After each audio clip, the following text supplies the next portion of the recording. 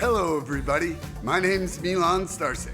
Welcome to Freedom Rising, a podcast dedicated to empowering individuals on the journey to personal growth, lasting serenity, and freedom from addiction. Tune in and join the movement. Your journey to freedom starts here. We neither represent, promote, or demote any 12-step program or organization. We are merely souls on the path of recovery with the desire to expand our lives and experiences and share them with you. Hello, everybody. What's up, guys? Hey. Welcome to the 66th Recovery Freedom Rising podcast. I'm Milan Starcic with co-host Andrew Norman and Tom S. Since you're new to the program, Tom, could you tell us a little bit about yourself? Yeah, sure. Thanks for asking me to be on, Milan. Let's see. I 45 years old, living in Sayulita, Mexico with my wife and 2 children. My sobriety date is July 13th of 2016. Is that right? 17. One of those two. Oh, yeah. You're the only one who knows out of us three. Both balling. It is Both. off topic, but I forgot my recovery birthday last year, and I was like, that is my goal, right? My goal is to just be another day, you know? Anyways, I have a sponsor. I sponsor guys. I attend regular 12-step meetings, which is how we met, Milan, and you know, life is good.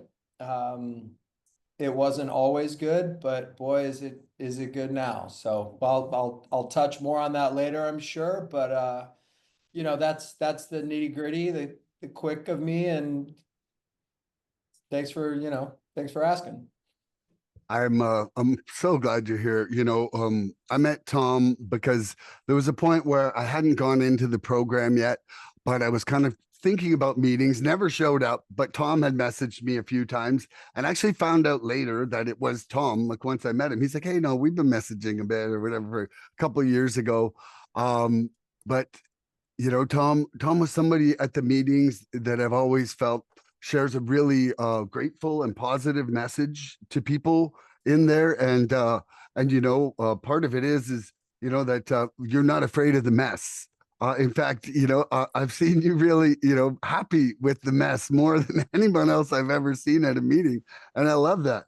So I've got a question that I ask everybody who's new to the program, just to show the variety in life here. But what was the pivotal moment when the program sparked a recovery fire in your heart? Like, when did you get recovery fever and know that this was the way of life that was for you? Sure. Well, I came in to Alcoholics Anonymous, and I don't know if this is AA specific or Nope, we're whatever. non-denomination. Okay. We're just like, Yeah. we're any kind of recovery. My background has to deal with all sorts of substances. I tend to attend more AA meetings than NA or any other sort of recovery group. I came into Alcoholics Anonymous through a rehab facility that I went to. You know, like so many of us, we go to rehab when we just can't hack it anymore. And I wasn't planning on being in AA or NA or anything like that. I just wanted to stop drinking, stop doing drugs, or at least tone that down. So I was kind of duped into AA. You know, my first day there, they said, hey, we're going to go to a meeting. And I was like, what are you talking about, a meeting? I'd never been to Alcoholics Anonymous, never really thought about it. It never dawned on me that I would wind up, going to meetings or needing to be sober until I needed to be. So I went, and it was fine. It was all right. I didn't dislike it. It didn't, I wasn't immediately struck right there on the spot thinking I need to be here all the time. It wasn't like that. I went every day with the rehab that I was in. And then, this is an outpatient rehab program. And then, yeah, so I went home at night. It was in the city. I was in Chicago. I was living in downtown Chicago. I went home at night and, 3 weeks and change in, I decided I was gonna, leave on a Friday and have a beer and be ready to go back on Monday and nobody would know and all that good stuff that we like to do as sneaky addicts. Um, and that Friday night beer turned into 2 blackout days. And I went back into that recovery house, and came clean right off the bat. I mean, there was just no hiding what had been happening the last 48 hours since leaving. And they said you better go to a meeting tonight and you better find a sponsor, and if you really want this thing like you say you want it, you better get serious. And that meeting I went into, it was a 7 p.m. step meeting, all men, 2 hours I think it was each Monday night of just going around the room saying, what step are you on, what are you doing, and then all the guys in the room chirping in about their experience with that step or advice. Very much a crosstalk meeting, very much in your face, very much, no nonsense. Guys were there to get sober, right? It wasn't, guys weren't there to pick up chicks, guys weren't there to, you know, get their court card signed. Guys were there to get sober. And that meeting, and it was the desperation that I had after that 48-hour run while in a rehab facility, because up until that point, I didn't think you guys were like me, right? I didn't think that the people that were coming in and the shit we were talking about in the facility really applied to me, right? I was different. I was different than you guys. The idea of staying sober forever was as outrageous as anything that I could consider. And I went into that meeting beaten up enough, finally it clicked. It dawned on me. So for me, it wasn't something somebody said. It wasn't some, beautiful moment necessarily. In retrospect, it's quite beautiful. But at that time, it was pure and utter desperation. It Rock was, bottom. yep. It was the moment that I knew that everything that you all had told me in the treatment facility and in the meetings that I had attended, it was true. It was true, that one drink led to oblivion. I didn't, I didn't want to buy into it. I didn't believe, I just, whatever. The song and dance we sing, that's what I was doing. And it was that moment that I walked in there as, just gave up. And from that moment on, it was the shift from that, I'm sure you guys can relate to and you hear about all the time, the shift from looking for the differences to looking for the similarities in the meeting. And I needed a group of guys that were going to bust my balls. And that was just how it was for me, right? I needed a group of people that were going to hold me accountable. And I found a sponsor at that meeting and I did whatever he told me to do. And I found a guy that had 2 years sober. And at that point, it was like, this guy's been sober for forever. Ever. And he's still sober and I still talk to him. And this was, that was it, man. It was the moment where I just couldn't do it anymore. I couldn't do it any longer. I love that. Thank you for sharing that with us. I just love to hear the turning point for people and just, because I mean, I would say that I had no clue, first of all, of how long you've been straight, but I feel like, I was never like, whoa, is Tom okay at this meeting? Like your recovery seemed really strong, and it was nice because I feel like you're able to share that with other people walking in the door in Sayulita, which it's like, for a lot of us being like strangers in a strange land, it really, that comfort of welcoming in that room is really high. Like that's one of the beautiful things about that Grupo Pacifico. Anybody traveling down south to Sayulita, what a great room to go into. You know, if you're looking to stay straight while you're on vacation, that's a great group of people to do it with, you know. For And sure. so today's topic is the mess and the message. So could you tell us what this means to you, Andrew, and why you're happy to come on here and discuss this with us today? I would love to. Thank you, Tom, again for being here. This is really special. We get guests on here, and we share, and this is therapy for us too. You know, we come here and talk about our issues, and it allows our hearts to connect. So we really appreciate you coming on here. I'm really excited for this. The mess and the message. That's kind of two parts, right? It kind of is like it's the idea of turning our difficult experiences into or that mess that we've gone through, and transform it into something magical that can maybe help you and or somebody else, right? Turn it into a positive, and meaningful message, right? And we're not in here like telling people what to do. We're just giving suggestions, right? But to turn our very own specific individual past into something that we can turn into some strength, hope, and resilience for not only ourselves but for somebody else, and it provides hope, right? And you talk about that hope when you walked into that meeting. You know, that hope shot that you're giving these newcomers coming into these meetings is saving people's lives. Um, that's one thing that we provide a lot for each other is hope in these, hope and love. We give it out like crazy in these meetings. Hearing other people's experience, HOPE, helping other people every day. So it's going through those hardships in the mess, right? We go through a lot of hardships and challenges and failures and downright difficult situations, right? It might not be a full thing. It might just be a specific situation that somebody that went through that was traumatic. Whatever it is, there's a mess there, and it's your mess.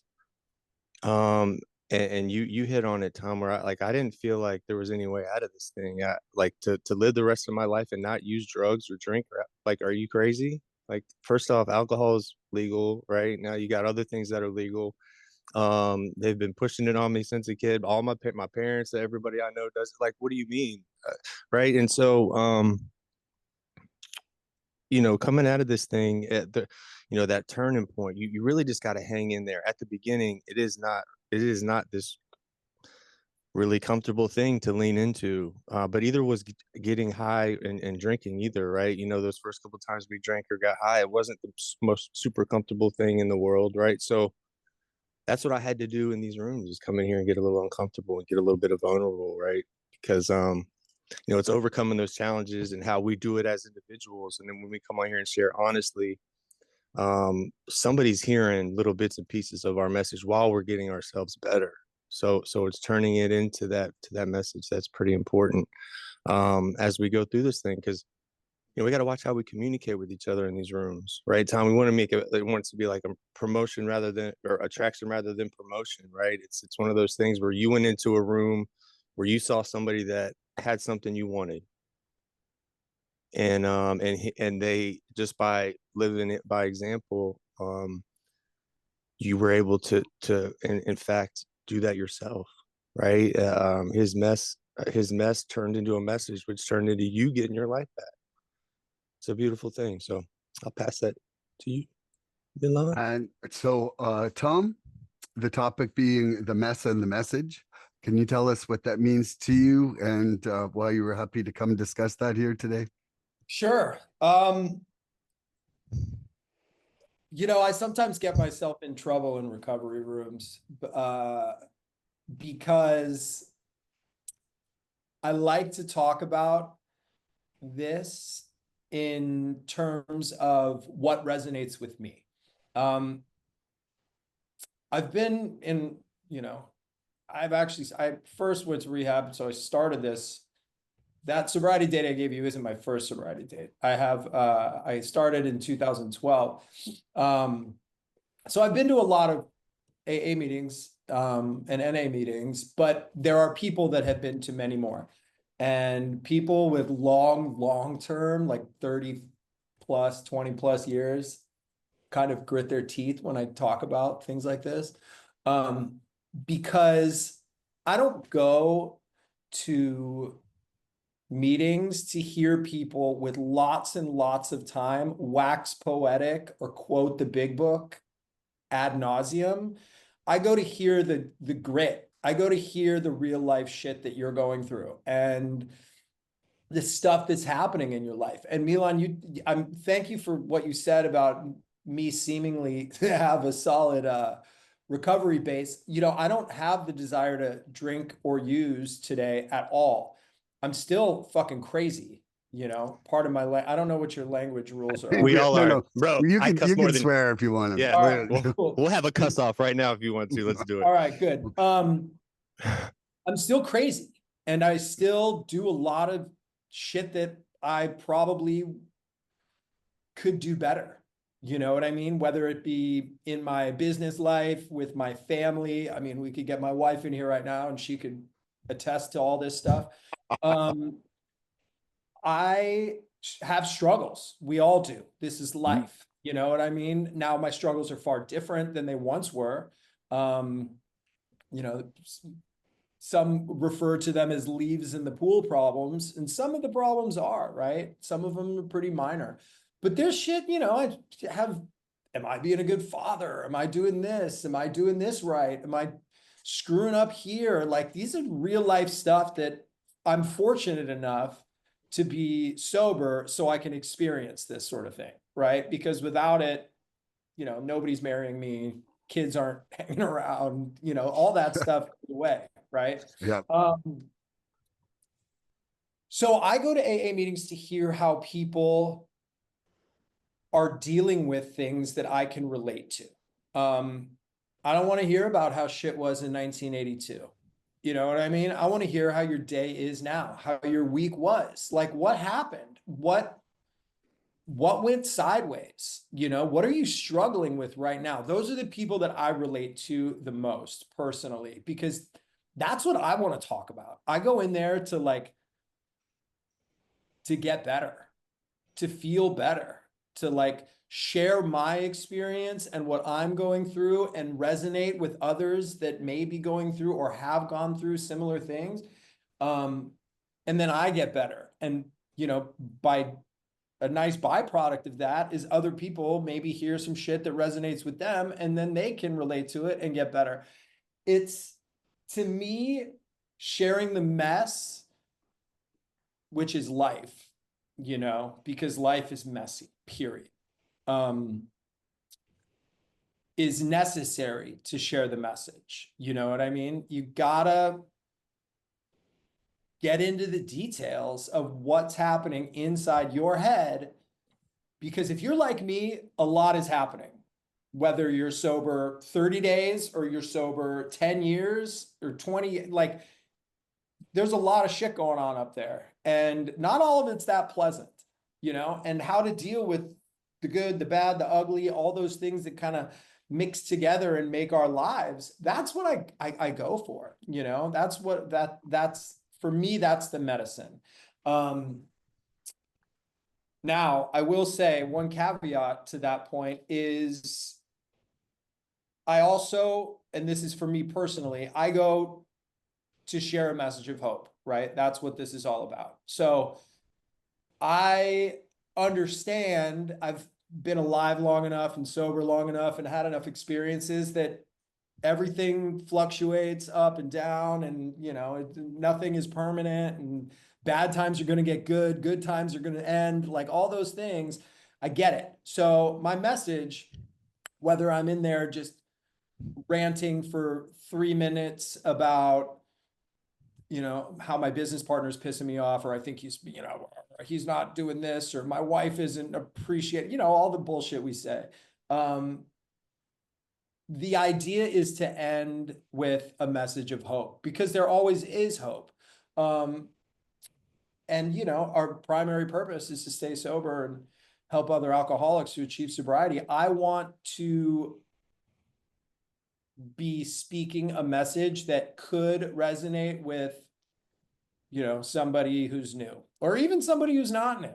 You know, that's half of our primary purpose, right? I'm there to stay sober, but I'm also there to say some shit that might help somebody else stay sober. So I need to be careful with that. So like, you can find yourself in we're not this, it's not a group therapy session, right? We're not here to just like verbal, verbally vomit out all the terrible things that are happening to us in our lives, right? That gets old. You know, I want to hear the truth. Truly, I do. But I Yeah. also like, we're in this environment where we can build each other up and support each other and whatever. And, you know, after a certain point, you know, I'm not saying day one you should be in there talking about all hope and positivity and whatever, but after a certain point and after you've been around long enough and have enough days sober, there definitely should be a shift to, you know, the more positive, more realistic viewpoint of things where everything is not all doom and gloom, you know? So it's a fine line sometimes between sharing the mess and oversharing your mess. But,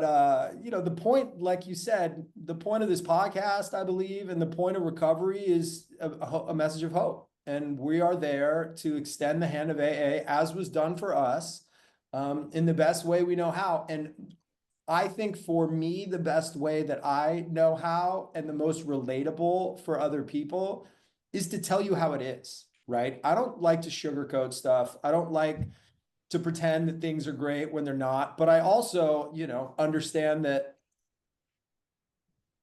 it's not that big a deal. You know what I mean? All these bad things, like I'm gonna tell you about it, but I also realize that I'm gonna be okay at the end of the day. So that's how I feel about it. I love that. That was great, brother.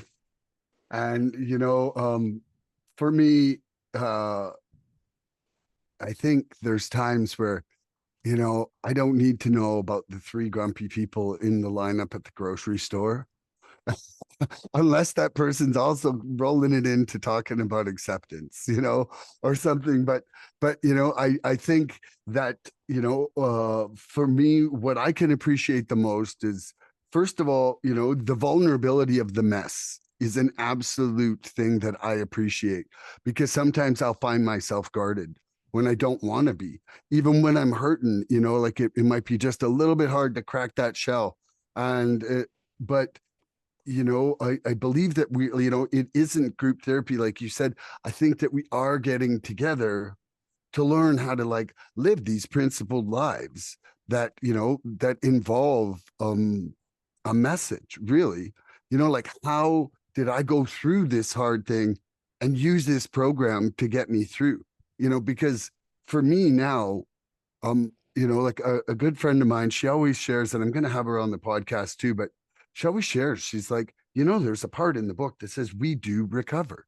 She's like, my fight right now is not with alcohol anymore. My fight is with my brain, you know, and then how to get through the days using this program. And so, you know, for anybody new out there, you're not going to struggle with substance every single day if you work these steps and live this life. Like eventually that substance struggle will fade. And I've seen it with most people who've been in the program a long time. Like, were you craving alcohol this morning, Tom? No. Were you craving your DOC this morning, Andrew? Nope. That's Not at right. all. And that's part of the beauty, and that's part of the message, is that we won't always have this like obsessive chain in our thoughts. Like for me, that hamster wheel was 30 to 70% of my brain was like more, when to get more, gonna get more, let's have more. Hey, I'm thinking about more while we want more. Like, and that's just not there now. And for me, you know, it's like, well, okay, so now how do I become that nicer father? How do I become that more loving spouse using these wonderful tools that we get in this program? And sometimes I'll go to a meeting and it'll be one sentence someone shares where I'm just like thinking about that the rest of the week. You know, like you never know what part of your mess or message is going to connect with someone. And that's part of, you know, that's part of us like living in self's will or living in our higher powers will, is that we're not the puppeteer. We don't know who are we to decide what everybody's going to like out there, you know? And for me, it's just like, I feel really lucky to keep running into amazing brothers like you guys that I just feel inspired by, you know, in recovery. I mean, you know, like both you guys, I'm just like, first of all, you got a dog that looks like one of my dogs that passed there, Tom. So it's like, we're like, oh, Fat Fire's owner. Immediate besties, immediate besties right there. Yeah. Yeah. And then it's like, boom, Andrew comes on an online meeting I'm on, and it's just like, boom, his first share. I'm like, I'm writing a song about that. He wrote a song about it. It's awesome. Oh, it's just like, here we go. So, I mean, anyway, that's my intro on that topic. And Andrew, do you want to ask Tom a question? Yes, I do. All right, Tom. So obviously you got a few clean days or sober days under your belt. Being able to turn that mess into a message. What tools and strategies did you use to be able to do that? I know it's like a grinding time, but what did you really lean on in those times where you're like, don't want to say anything, and then you finally are able to go, man, I can actually give something in terms of a message now? Good question. So I'll say this, like I mentioned, I have two past sober dates. I got sober and stayed sober for 4 years about, and I don't want to say I didn't do the deal. I did the deal. I was pretty honest, I was, I Question had a mark? sponsor. I worked steps. I did, I went to meetings, blah, blah, blah. But I don't know that I mean, I didn't, I wasn't, I didn't buy in wholeheartedly to the situation. There was always I knew that I can never drink again. I haven't had a drink since 2012, but I got other issues, as we all do. And I moved to a country where some of those things are over the counter available and in your face more often. And I thought, I don't really have a problem with these pills. Blah, blah, blah. So anyway, that started a whole another disaster. But up until that was a crucial turning point in regards to your question, because I came back into AA after that relapse, so broken, like 10 times more broken than the first time I came in. I mean, it just is unbelievable how fast it gets way, way worse. For me, I came in crawling, just ready, completely open to do anything. And my first meeting, I'll say this, my first meeting back, somebody said, does anybody have a topic? And immediately I go, relapse, somebody talk to me, somebody help me. I was in so much pain for, I would say, 8 months coming back in, like going through chemical withdrawals, doing for a lack of sleep for months and months, just terrible stuff. Every meeting I went to, I would just like say, help me, like somebody help me. Like I need help. This is my story. This is my truth. I'm at this point where I need help. And inevitably somebody would come up to me and talk to me at the end of the meeting. And I got more support in that time, and not only support, but more people saying, hey, what you shared tonight really helped me. Like more. Yes. During that period of time, I've received more of that than any other, going in and saying everything's great and everything's fine. Like nobody really resonates with, that doesn't necessarily help the person that's struggling so much. So I was able to share like my messiest. That was when I was at my messiest. Life was completely unmanageable. I had an 8-month-old baby. My wife did not like me at that point. I was trying to manage a business that I was trying to build. I mean, it was just like, there were a million things that I just couldn't do. I couldn't handle any of them. Fortunately, I didn't lose any of them. I was able to hang on until I slowly but surely got better. But, I used to go into meetings. I remember this. I used to go into meetings and talk about how I felt like I was just like clinging to the side of a ship. Like if I let go, I'm done for.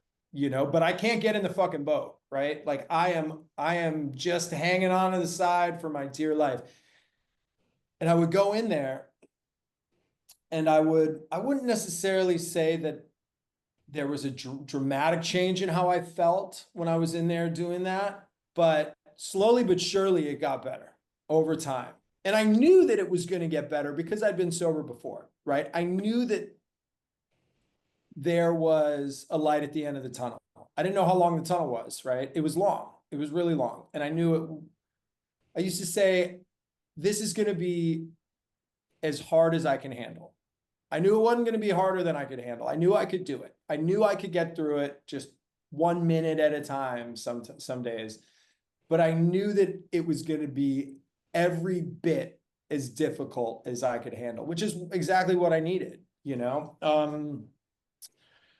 So that kind of showed me, that was my first example really of how much people resonated with me sharing my struggles. And I've kind of just stuck with that throughout my recovery because, you know, it's what I like. It's what I like to hear. It's what I resonate with. And that for me, that's, like I said, that's the point of all this, is to create these connections between humans that I very much struggle in my life to make. I'm not good at it. I don't like it. Personal relationships have been difficult for me my entire life for whatever reason. I mean, I have theories on the reasons, but the fact of the matter remains that it's not my cup of tea, right? So finding a group like you guys of misfits, for lack of a better term, of people that are as crazy as me, just like me, that's the most beautiful thing I can imagine, right? Like I've always felt crazy. I've always felt different. I've always felt like I didn't fit in. I could be in a room full of people, you know, at a party and not want to be there and be 100% certain that nobody else wanted me there either, you know, and that's just been my truth forever. So finding people like you who have felt the same way or feel the same way or can say things that I've thought that I was certain nobody else thought. I mean, to me, that's, you know, the beauty of Alcoholics Anonymous is the relationships that I've been able to create with other men mostly, which was even harder for me, you know, for a number of other reasons. And share honestly and tell them how I'm feeling or how I've felt or why I fucking hate so and so or such and such, and them saying, I get it, man, I fucking hate Me you. too. Me too. Yeah, like it's the most beautiful thing. And then we come together and figure out why we're crazy, you know, why us hating them means we're fucking nuts, like that sort of thing. And then we bond and we, you know, we're buddies for life. Like that sort of thing is, I'll say this, it's an unexpected benefit of getting sober. I just didn't, dude, my life just wasn't sustainable the way that I was living it. That's why I got sober. I didn't get sober to like make friends. You know what I mean? Like the life that I've been given from being in recovery is wild, you know, like eye-openingly wild. And I heard people say that when I got sober and I was like, you're fucking full of shit.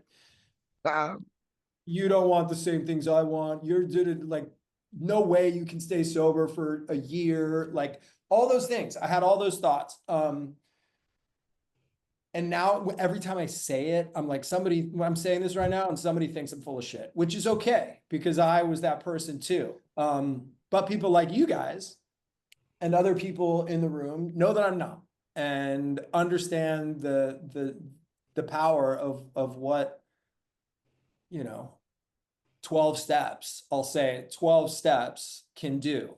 And remaining active and involved in all the other facets of recovery. but that's the 12 steps, is that they say rinse and repeat at the end, basically. Totally. Yeah, that's Totally. beautiful, man. That's beautiful. Yeah, this is the only thing we can talk ourselves out of, Tom. Right? We can talk ourselves out of this thing. It's we don't need drugs or alcohol to get off drugs or alcohol. So I'm gonna ask you, Mr. Milan, you ready? I need the question again. I know Absent-minded you do. That's addict. right. So now that you've been clean for a few 24 hours, or you're clean Mhm. and sober, and obviously with your individual story, what tools and strategies have you used and leaned on to turn that mess into a message? So, I mean, I don't think I've had a week inside recovery where I haven't been faced with some kind of challenge, and unfortunately, I'm involved in enough sides of service, like whether my sponsor or my sponsees or anything, that I'm constantly looking at stuff inside the program, whether it's literature or speaker tapes or even other, philosophical audio books. There's stuff that I listen to because I drive a lot. And for me, it's basically kind of turning my life into my share, like where I'm at, what I learned this week that was a real eye opener to me. Like when I figure something out or have like a little momentary, like, whoa, enlightenment second, I want to share that because, I've said it a million times and I'll keep saying it. I don't have to invent the wheel to like driving a car.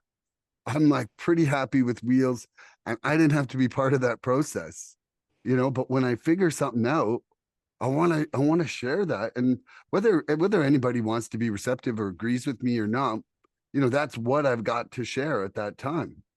So it's, for me, it's taking what's going on and, because I think a lot of people see me and like think, oh, he's too happy. He's too happy, or something like I've literally It's had, fake. I like literally had, a bunch of people say that to me, and I'm just like, well, I'm actually just not dwelling on the shitty part of my life, like there's a lot of struggles, but I truly believe that saying that I talk about that I was on the wall in my treatment center. That what you focus on becomes greater. I'd rather focus on my recovery than my addiction, and I'd rather focus on like my serenity, not my fear or not my anger. Like I want to put my focus where I want to go, and so trying to, yeah, it's almost like this massive puzzle, and it's called life, and there's always a new challenge. Like you never get to put all the pieces in the puzzle and be like, hey, here's the full picture. It's like you start to see things, but then they add another corner on the puzzle and you've got to go up that way, something. But so it's, for me, it's kind of trying to remain a student. I'm trying to share what little bits I've learned because sometimes I'll hear somebody share something and I don't get it. I just don't get it. And then 2 weeks later, another person just says it in another language. And I'm like, oh, that was the teaching style. I needed to understand that. And I find that, same thing happens a lot with computers. Like I can tell if the programmer of a program thinks like me or not by the location of the buttons for me to do things. Like if I go on some programs, it's like, I'm like, I wish I clicked here and it did that. And it does do that, and other ones, I'm like, where the fuck is this thing, man? I can never find this thing. I hate it. And it's just like thought patterns. And that's why, I just think we never know when we're gonna share in a way that's for somebody else because we're way too complicated in machines to have a clue what's going on inside there. It's like I can't even figure my own machine out right now, let alone someone else's. So yeah, I think that's it for me. I love you guys. I'm really grateful you're both here.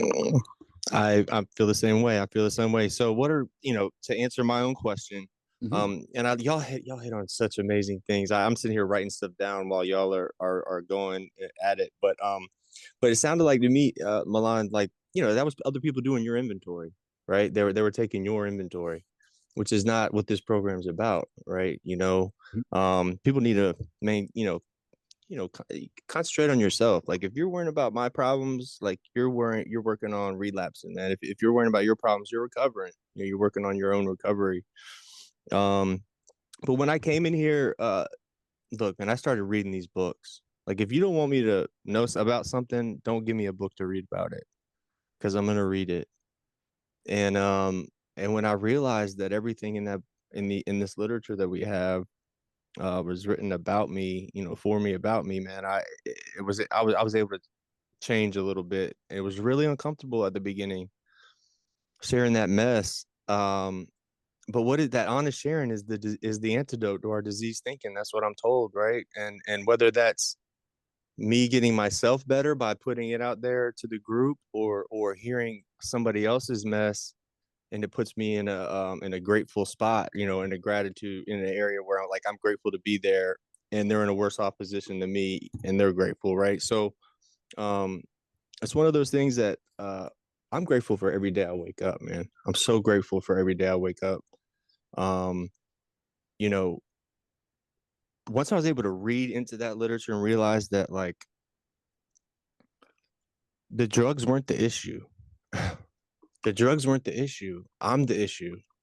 And you hit on that earlier, Tom. Like, now that I'm getting clean, I've got a few years now, like, my character defects are coming out in ways that I didn't even know, avenues I didn't even know were there, but I'm able to realize that, right? And at first, you just got to get clean. You got to stop using or drinking, whatever that is, your issues. You just got to thaw out. All this work and stuff that we talk about, all this work and shit that all this step work and all that shit, like, that shit is great, but don't worry about that at the beginning. Just come in here, and if you got to come in here and just cry in the back of the class for a little while until you start hearing something, and whatever's bringing you back, lean into whatever's bringing you back to these meetings until you can come out here and get it on paper, on screen, whatever you want to call it, right? My sponsor tells me this, like, lies can be loud while the truth can be silent. Like, if you're new in these meetings, you can sit in the back of the class and struggle and stay clean one day at a time, or sober one day at a time, and you're doing enough. Like, that right there, you're being honest to yourself. Don't come on here first or second day clean and just share a bunch of garbage, like you were referring to, a bunch of mouth vomit, right? We're not like dumpsters. We are, as long as it's honest, right? You gotta be honest. Gotta be honest, because if you're just talking a bunch of shit, like, we're gonna sniff that shit out, man. Like, we are the kings of bullshit. We made that word, right? But you can't bullshit a bullshitter, man. Like, we wrote the book. I do realize that my disease knows more about the step work than I do, right? It damn near wrote the book. And so I've got to really, I had to work on myself, man. I had to completely burn myself down to understand exactly who I was as a man. I was using drugs for 20 plus years to become the dude the man I became in 3 years now off. And I thought I was doing it. I wasn't doing anything. So I came in here and I heard people who were struggling. I would hear people that couldn't even get a word out for 5 minutes. They would come here and just cry, whimper for 5 minutes, which I didn't understand the beauty in that at that point, but I do now. And then you would hear these people that are 30, 40 years clean coming on here and sharing a beautiful message of hope and strength and experience. And I would get things I would get so much out of the mess, but I would get so much out of that message. And it kept me even keel, kind of, because I'm just an emotional wreck, dude. When I got clean, when that shit is filled, when you're eating shit and drinking all that stuff out, because it's when we use a lot, when we have problems with what we're using, chemicals or whatever, again, we just use the drugs and the alcohol as a practical means to get what we were trying to get, or so we thought. And um and after a while, it doesn't work anymore. Like the shit just doesn't work, right? And we just become, I'll keep it on me, like, I just became a fucking idiot now. Like you just don't make the right, there's no thought process to our decisions. So I came into these meetings, man. I make meetings like crazy. I wear these meetings out, Mr. Tom. I go to so many fucking meetings. Like, I got that all-time quarter. I'm in every booth. I'll have 2 or 3 meetings on at once sometimes. And then that was more early on. I mean, I slept in the 24-hour meetings a couple times. So I would just hear that mess. I'm hearing the mess. I'm hearing the message. I'm trying to stay somewhere in between, trying to stay sane, trying to stay keeping my life going in a upward trajectory. And I remember when I as I started reading these books and I realized that I'm not responsible for all that shit that I did in my disease, but I am responsible for my recovery. And so I got to work just as hard, if not harder, at my recovery as I did in my active addiction, man. And I was a savage in my active addiction, man. I would whatever, lie, cheat, steal, whatever I had to do to get what I had to get, because I didn't want to feel like I was gonna die. And now on the other side, man, I throw myself into service work, right? And I try to really help people out any way I can, because it helps me out, right? You never know how far your reach goes, right? Like when you came into that first meeting, you heard something that hit with you. And so if we just come on here and share honestly, we know that our hearts are going to connect in some way, shape, or form with somebody else's, and it's going to make us better while we're doing it. We're not going to be drinking and using drugs while we're doing it. And I lean into that love channel, man. Once I was shown love in these rooms, I just give that shit out like crazy. I'm a love and I've got a super soaker full of love and humility, and that's just what I just spray. I don't even care if you're uncomfortable with it. You'll be comfortable with it as sooner or later, because love is the most powerful drug in the world, Mr. Tom. It doesn't know how to lose. So I stay in that channel, and I'll pass that to you, or I guess Tom would have a Tom, you question. got a question for me? Sure, Milan. This question just dawned on me actually, as I was listening to what you guys were talking about. What is something that you got sober? What is something you thought you had all figured out, that as you stay a little bit sober, a little bit longer, you realize maybe you don't fucking know too much about, It's a right? great question. What is something that you learned about yourself right off the bat, and you said, all right, I figured that defect is taken care of, or I like that, this guy, Milan.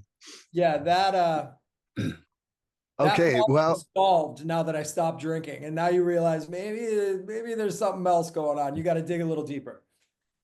there's two. There's two, like right off the bat.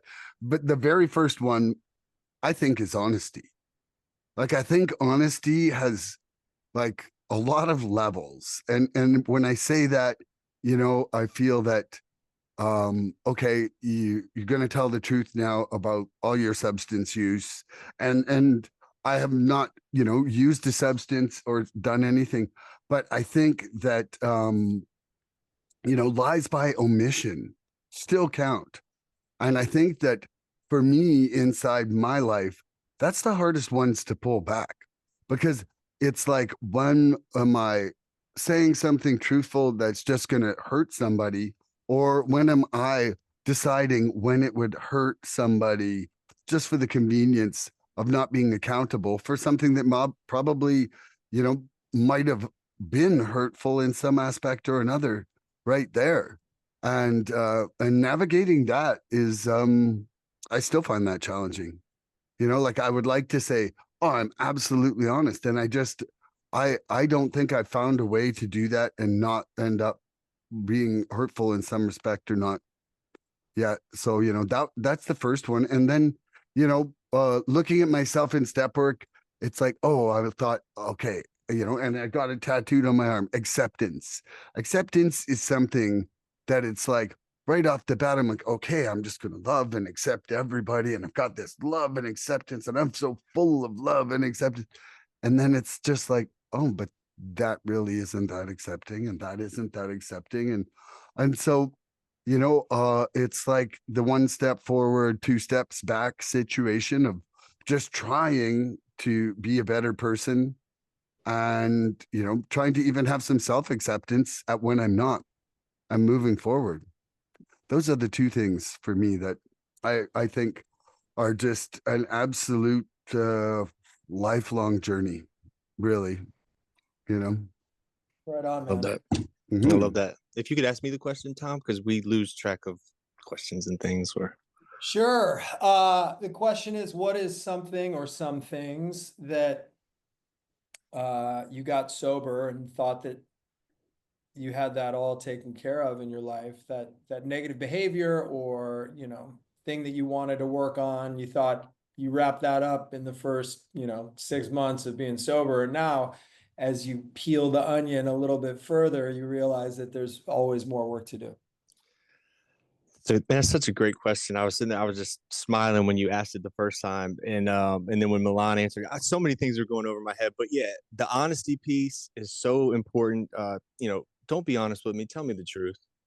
Right? We had somebody on here a few weeks ago that talked about there's a big difference between you just being honest with me and lying by omission, essentially, right? Being honest and telling me the goddamn truth. Tell me the truth, man. Tell me the truth. Look, people pleasing. I have a problem with people, when I thought I had it all kind of figured out, and then I started realizing in my conversations with people, like, am I doing this out of a place of like genuine love and compassion? Am I talking about, and what I'm saying, is it focused on from that? Is it coming from love and compassion and from my heart, or am I doing it for a response? And then the people pleasing part is, we'll talk about it often on here. It's one of the highest forms of dishonesty. Self dishonesty is people pleasing, and we can get caught in that people pleasing. And if we think that everybody else is happy around us because of how we're acting, but we're doing it because we want to just make them feel better, like, what are we doing? It's hard to realize that coming out of active addiction. For me, it was because a lot of my emotions and stuff are starting to work again. Things are starting to tick upstairs and everywhere in my body that haven't been, right, and it's almost uncomfortable at first. So you just want to kind of be part of the group, right? You just want to be part of the guys and gals. You just want to be in the in crowd a little bit, because I never really felt a part of anything. I have a disease of isolation, right? I need more connection and more community. And how do I do that? Is I be a part of, and there can be a lot of people pleasing that is involved in that. But as I've worked and done, worked these steps, and I've got an amazing sponsor, I've learned how to realize when I'm getting into that lane of people pleasing, right? I can recognize the like the warning signs, if you will, as I'm starting to get into that place. And then if I start getting into it, if it's too late, I kind of I have the wherewithal to back out now, because I'm not just an idiot, right? I'm not an idiot on drugs, just making rash decisions not based on anything that has to do with health of my family, or how this is going to affect people around me, or if this is going to kill this person. I made decisions on a whim, not caring about anything or anybody around, like this meat suit, right? It was just me, my drugs, and my stuff. And then if you were kind of in with that on that day, okay. Other than that, there's no other ties, right? So, um, coming in here and not people pleasing as you're kind of trying to build this new network, right? Because I had to get rid of all those old. I had to change my phone 3 times, in terms of women. I had a sex addiction, right? I had a lot of, I have a disease of more. And so I had to cut that whole life out. And I still live in the same place that I did all that. And it's been tough, but it's my superpower, man. I drive by those places. I eat in those same establishments. I still see some of those same people. I don't do dealings with them. I don't interact with them. They don't know my number or anything. And it's not like that. So, um, just so to answer your question specifically, the people pleasing part, I thought I was doing a lot of that, even though I was getting clean. But after doing a little bit more work on myself, I was able to realize when I was doing that, instead of coming from a place of compassion and trying to help somebody out. Um, so that was very important to me. So thank you for asking me that. That was I great. want to add people pleasing to mine too. Actually, Yeah. People pleasing sucks, and man. I'm People probably going to suck. add one of yours, Tom. Okay, you want to ask yourself? Well, you'll kind of see how I operate here by this. I ask these questions because this is shit that's knocking around in my head these days. I'm constantly floored by how much more is revealed, right? You hear that more will be revealed as you work this program and stay sober. And boy, is that the understatement of the century. Like I got sober because I wanted to stop being a fucking deadbeat. you know, and stop being in so much pain and stop hurting the people that I cared about.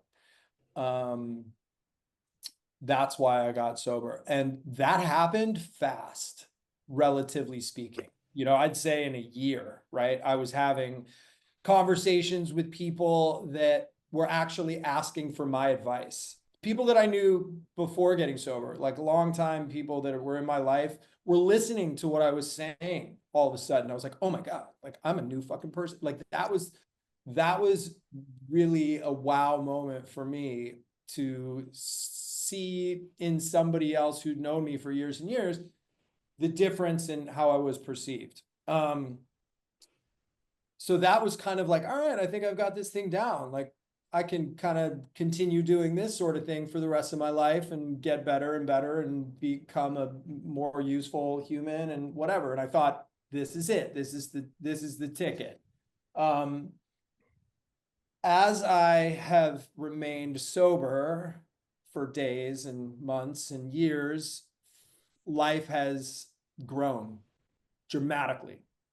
I moved to Mexico, started a new business, got married, had children, built a house, sold that house, built another house. Like my life has exploded, you know, let's say since I first got sober in 2012. There was a big time speed bump in the middle there, but things got good in 2012 when I stayed sober for 4 years. Things got good fast. I started my life here, got married, started my family, all sorts of good shit happened. But the thing that I've been having to address as I peel this onion back over the past, I don't know, let's say 2 years, is some of the underlying stuff that causes me to behave the way that I behave. Some of those things are things that cause me to drink and do drugs all the time because there are things about me that I find to be distasteful or I find to be uncomfortable or I don't want to feel, right? I don't like feeling certain things. And as my life gets bigger and as my life gets better, I am forced to address certain things that I was not forced to address before. When I'm by myself in an apartment with the blind shut, drinking and doing drugs, I don't need to know how to have, you know, emotionally intimate relationships with another human being because nobody wants to have a relationship with me and I don't want that and everybody's okay in that decision. But now as I'm, you know, a father, a husband, a friend, a member of my community, you know, whatever,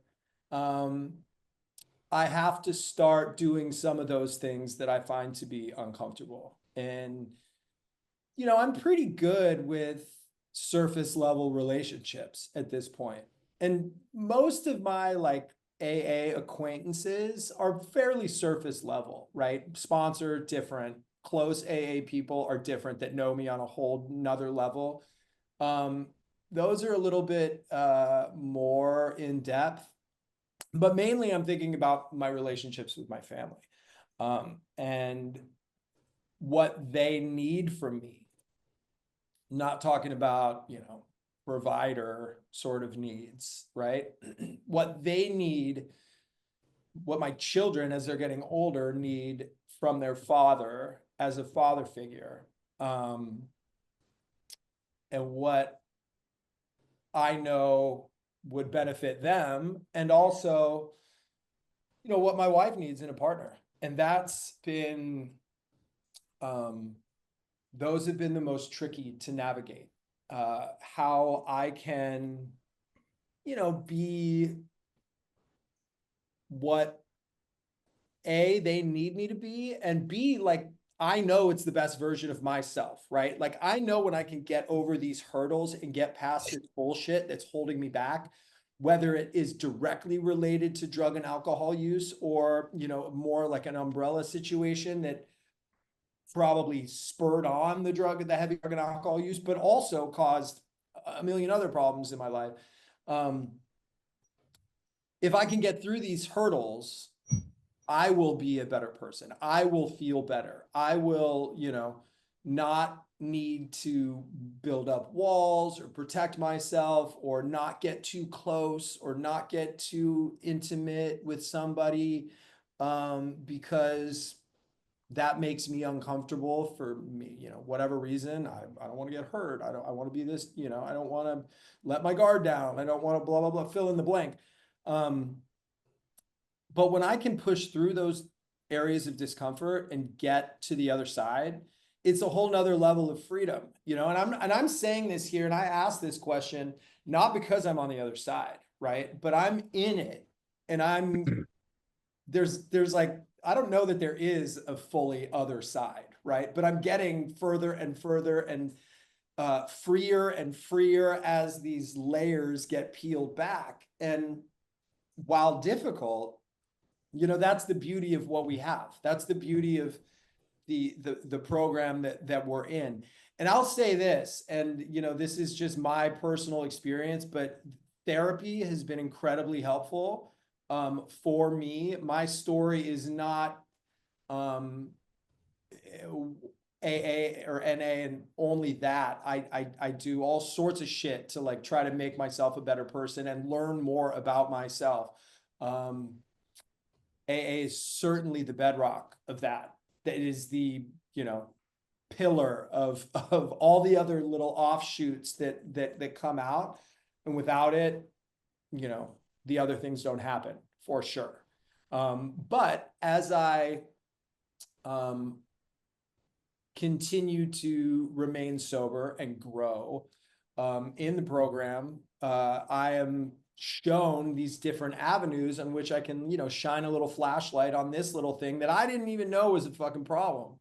I had no idea, and as the time goes by, there are more and more and more little dark corners that I got to clean out. I got to figure it out. Now, I say I have to. I don't have to. I could remain stagnant and probably,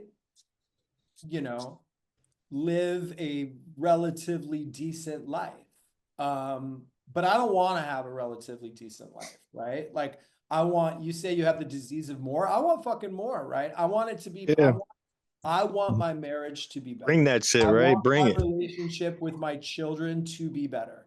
I want to be a better person. I know that there's a long way for me to go, right? I'm fucking not perfect. I never will be perfect, but I am not where I want to be. That's for sure. Like, end of my life, looking back, like I know that there is more to do and there is more room for growth. I know that.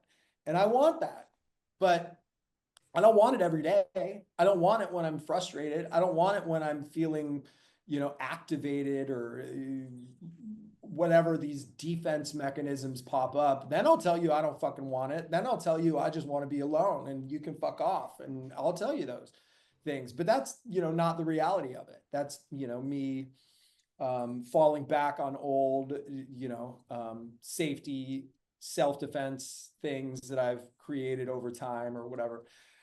So I am, like I said, constantly blown away by the things that I'm learning about myself, both good and bad. As I, go to meetings, talk to people, work steps with other guys, that's like the mind-blowing one. You're like, oh my God, I get way more out of this than you do, buddy. Like that to me always rocks my world.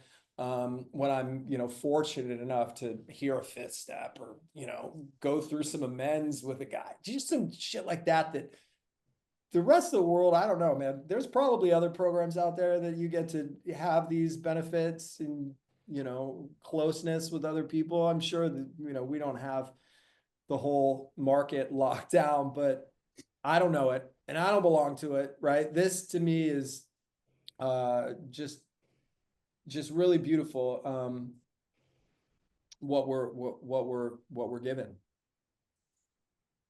Facts. It's the Nice. bag that never runs dry, Tom. Yeah, man, for sure.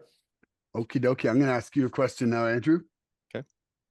When we're in our higher power's will, we naturally carry a message, and the message we need finds us. When we clear away the defects that block the passage, we can be a clearer channel for the love that surrounds us. How has step work allowed you to deliver a better message and be more open to receiving one? Yeah, that's a great question. What it's taught me to do is no, I'll kind of piggyback on what you just said, Tom. Nobody's perfect. You know, doing this work that you're talking about in the step work has made me realize like there's no need for me to try to be perfect to inspire others, right? It's how I deal with my imperfections, and I come on here and I show them. That's how we inspire others here in this room, right? We're not in here again with the people pleasing, trying to be perfect because we think you need us to sound a certain kind of way or look a certain kind of way for you. Um, and I don't have to live up to like your expectations for like for you to be who I think you want me to be because you don't have enough self-esteem, right? So, man, it's taught me that like I have got to keep my side of the street clean and meet people where they're at. Like I've got to understand that we are all right where we need to be right now, and that is exactly where we need to be at that moment. And if not, it wouldn't work, right? Like imagine all the shit that had to happen for us three to be meeting on this platform right now doing a podcast about recovery might help somebody out later. Like imagine it's like a 0.0% chance that my mother and father even had me, let alone the fact that we would all be addicts and us three met each other. Like it just doesn't work. Like you gotta let go and let God. Man, I choose to call my higher power God, right? Like get off drugs, group of drug addicts, the great outdoors, gift of desperation. You can call it whatever the hell you want, as long as it's not you, right? And so, um, it has taught me that like again, you hit on it, the love was in that question too. It has taught me to lean into my love channel, man. I know when I'm doing something that I love, it's not stressful. Like if I'm doing something that I don't like doing, it is a stressful thing that I'm doing, right? I'm looking at the time while I'm doing it. If I'm doing something that I love, it's passion. Like I'll stay up all night if I'm helping another addict out or if I feel like I can be of use. Our primary purpose is to carry that message. That message, right? Is that any addict can stop using drugs, lose the desire to use, and find a new way to live. I was signed up with the first part of it. I was ready to go at stop using drugs because I didn't think I was like, y'all are a bunch of fucking liars. They ain't happening. I was just here. I've been here to get my piece of paper signed. And you slowly just go, man, I don't want to die. Like I don't want to feel like death anymore. Like every day I had to do 10 fucking things to be able to even start my mind going in the right direction to go to work. Right? Like it was like a full day of work mentally before I even start my day. Right. And so like that's no way to live. Right. And we didn't really know anything. I'll keep it on me again. I didn't know any way else, man. I would wake up at 4 or 5 in the morning, do some of my DOC. Like I was three knees deep before I even get to work.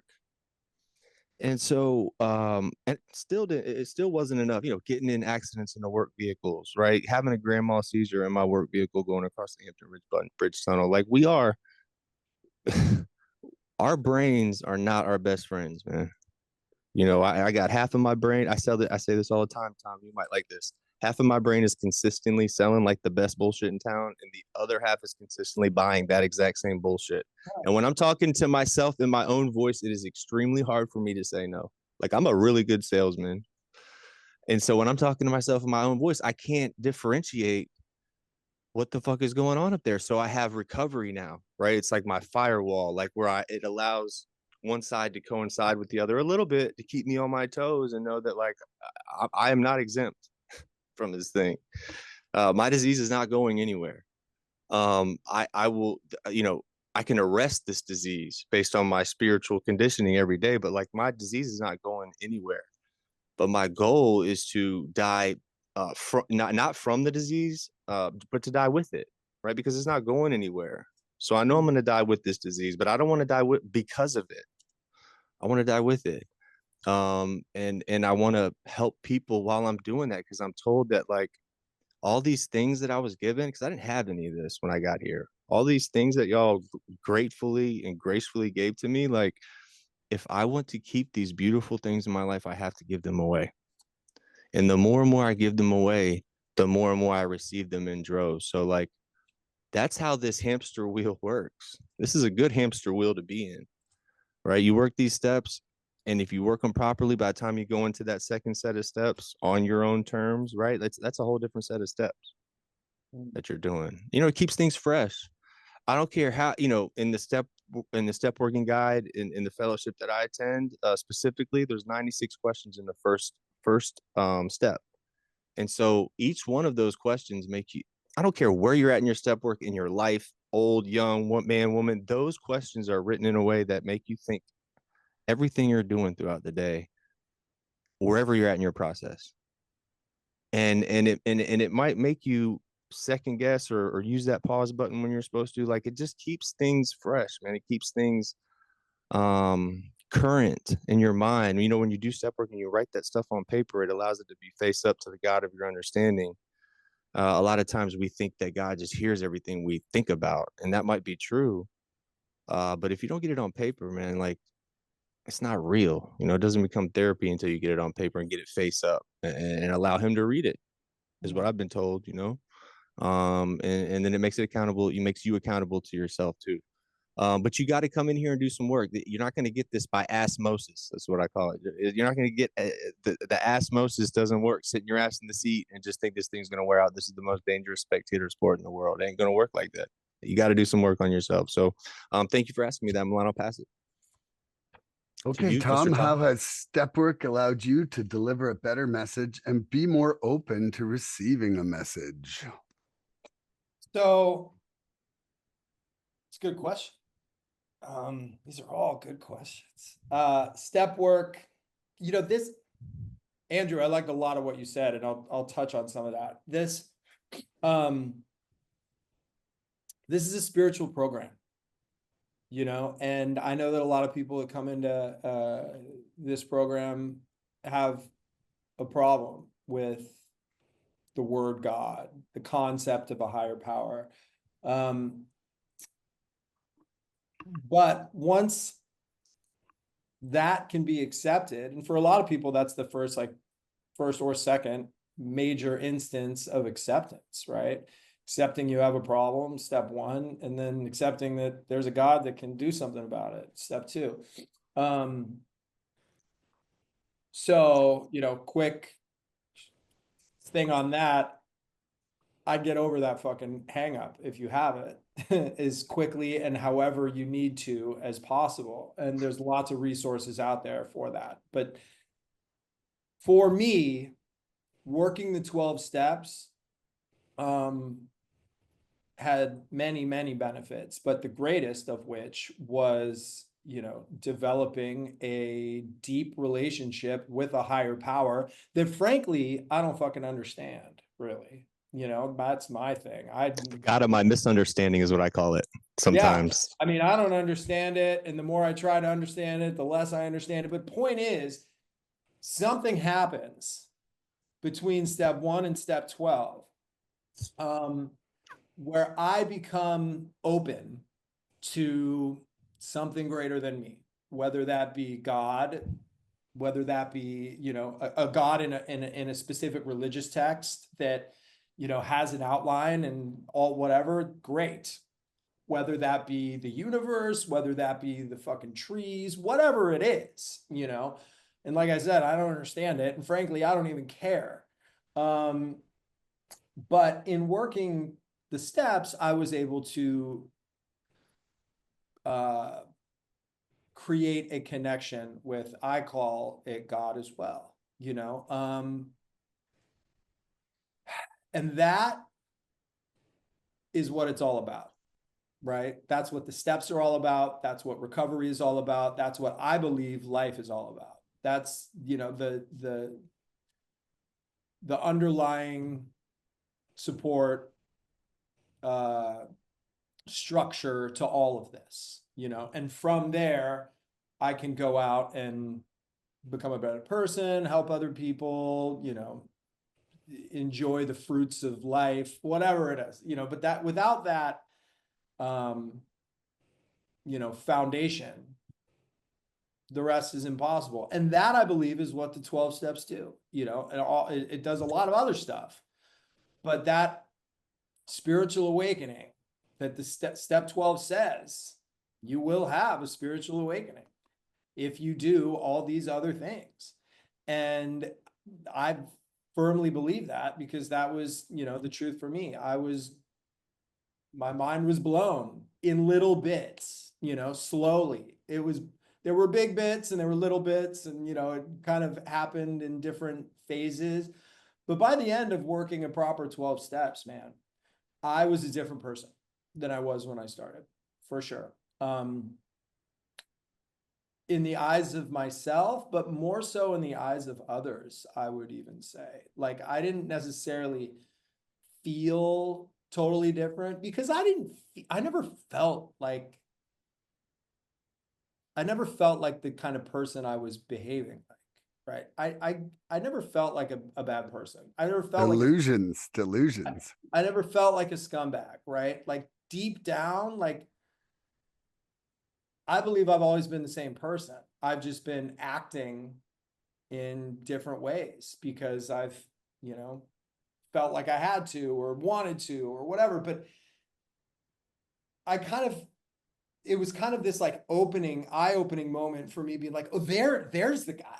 Like, where have you fucking been, man? Like, I know you've always been in there, but like, now you can actually be that person. And I had a pathway to do it. And, you know, this understanding of, it's not me against the world. It's me with the world. And it's me with my higher power, with all of you, with the world. You know, it's this massive opening of an understanding of, you know, this doesn't have to be so hard and so painful. Not to say that it's all sunshine and rainbows all the time, because it's not, but it doesn't have to be like all doom and gloom, which it always was, right? It was always anger. It was always negativity, unless I was high, you know, unless I was high. And then even then, sometimes by the end too, right? I was never given that release that I was looking for by the end of it all. So yeah, I love that question. You know, the steps are the key, right? I'll say this, like, you can come and go to meetings and sit around and talk to people and fucking make coffee and whatever, all you want. But if you're like me, you're in this deal to get that sense of relief, to get that feeling that you were chasing for drugs and alcohol, with drugs and alcohol for, you know, however many years you were chasing it. And that's what I was doing. I was just trying to feel better. I was just trying to be able to take a breath, you know, and certain substances did that for me for a lot of years and did it pretty effectively. But when that wasn't an option anymore, that really wasn't an option anymore, you know, that all ran out. And the question I was left with is, how am I going to find that in something else, in this 12-step recovery program? And the way that I was able to get that was through the 12 steps and fostering a relationship with a higher power. That's it. That's the end of it, right? Like, getting what I want, which is a lot. You know, I want more. Like I said, I want to feel better. I want to be freer. I want to have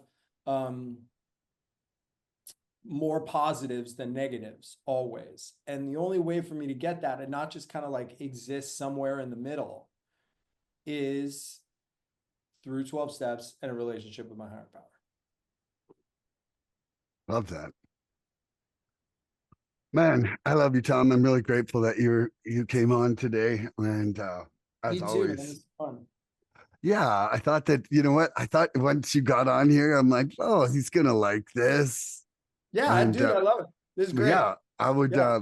I would love to have you back, man. If you wanted to come on and discuss some more topics, that would be Well, great. we're talking about shit I like to talk about. You know what I mean? Yeah, It's that's what I amazing. mean. It's amazing what happens in this deal that we're doing. Like the things that we choose to discuss and the way that it makes us feel is a complete 180 from where we once were. And you know, you guys are saying good shit and asking good shit. And anybody who listens to it, they're searching for something too, right?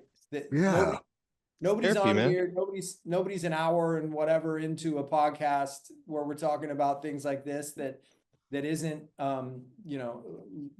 either interested in this sort of discussion or searching for the will to be interested or trying to find something out there. So this is, dude, you're speaking my fucking language, bro. yeah. Our hearts are connecting, learn man. I I love it. learn something every podcast, and I also, I also leave the podcast with that feeling like when I leave a good meeting, Even where I'm better like, though, ah, a condensed meeting, man. A yeah, it is real good meeting like that with where I get with to with the like ask circular follow-ups. crosstalk. Yes, Yeah, all right. that crosstalk we want, man. It's like a little tornado of crosstalk. It's like surgical crosstalk, man. We love this. This is fun, man. I love it. So, the question, how has step work allowed me to deliver a better message and be more open to receiving a message? I wasn't delivering any message but kill yourself while I was in my addiction. Like if somebody saw me, I remember people being scared at watching the quantities I was consuming. Like literally being scared, like, oh my God, you're gonna fucking die in front of me. And just like that was not there I was not delivering a better message like inside sobriety. I'm delivering a positive message, a living message, and it's the step work though that has even allowed me to get past the delusions. Like when you were saying, Tom, and I said delusions while you were saying it, but it was like I thought I was a great guy inside my delusions. I thought all this stuff I was doing was like there was some spirituality inside of it. And it really was just like, hey, let's get fucked up and fornicate, like, it really was. Brown chicken, brown cow. But it wasn't, there was the spirituality wasn't there. And, but coming from that to somebody who's actually happy being straight, happy in the program, like really had some life-changing ahas, like whether I could communicate them or not, I feel them in my heart, and to have friends like a friend of mine who, was toe to toe with me at partying, call me 8 days ago, man, and be like, hey dude, I'm struggling. What can you tell me to help me out here? And to just stay with him on the phone as long as I can. I, offer to talk recovery with him anytime he wants.